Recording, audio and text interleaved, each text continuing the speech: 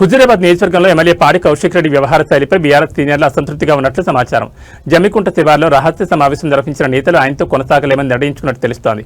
కాంగ్రెస్ నాయకత్వంతో ఇప్పటికే సంప్రదింపులు జరిపినట్లు ప్రచారం జరుగుతోంది. ఒకవేళ పార్టీ మారితే బీఆర్ఎస్ కు భారీ దెబ్బ తగిలే అవకాశం ఉందని రాజకీయ వర్గాలు భావిస్తున్నాయి.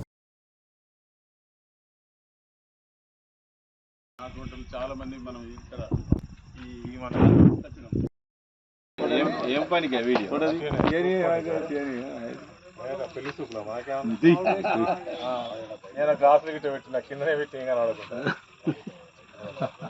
అందరు పడాలి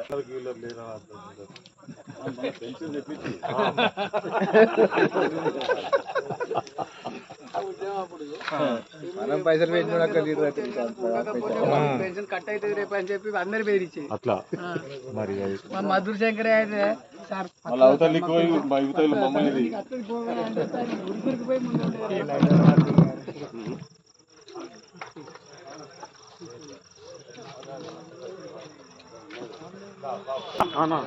నువ్వు వాటి ఫోటోలో పడద్దా కొండలేడు సార్ మంచిది అందుకే పైకి పంపిస్తాడు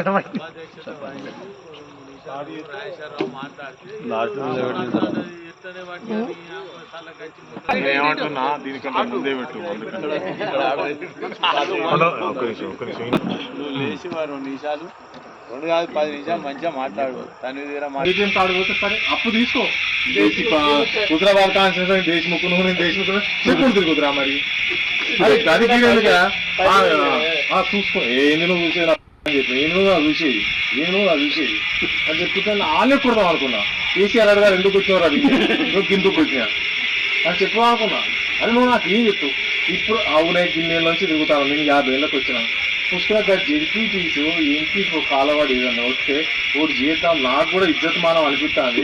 దీని నుంచి తిరగవాడికి ఏ ఒక్క పదవి లేదా పదవి అని చెప్పి ఈయనే రాగానే ఈయనకు అదేంటే పదవి ఎమ్మెల్సీ 32 కోట్ల రూపాయలు ఈ మొగోడికి 32 కోట్లు ఖర్చు పెట్టినట్టు బాగా అందరికి ఇవ్వాలి. ఇంకా ప్రచారం 2 కోట్లు ఇవ్వాలి, 2 కోట్లు ఇవ్వాలి, రమేష్ కోటి ఇవ్వాలి అని చెప్పి ఈయన పట్టుకొచ్చారు.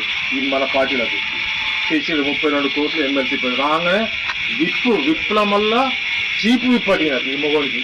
చీపు విప్పు ఎందుకైనా చీపు విప్పు అంటే రికామ్ ఉండదు ఈయన దేనికి చీపు విప్పు పెట్టారు. ఆ రోజు నేను సత్యంగా ఉన్నాను హైదరాబాద్ అసలు ఇక పలరాశ పని పోతే అన్నా నన్ను ఇస్తున్నారు ఇక్కడికి పోతే ఇక్కడనే ఉండాలి అని చెప్తున్నారు. ఇదే పదం అని ఉన్నాడు.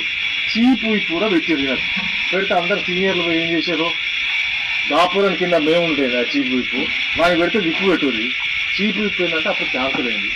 విప్పు రాగా నీకు రికమెండ్ లేకుండా ఎమ్మెల్సీ విప్పు మళ్ళీ ఎమ్మెల్యే ఎత్తిచ్చారు.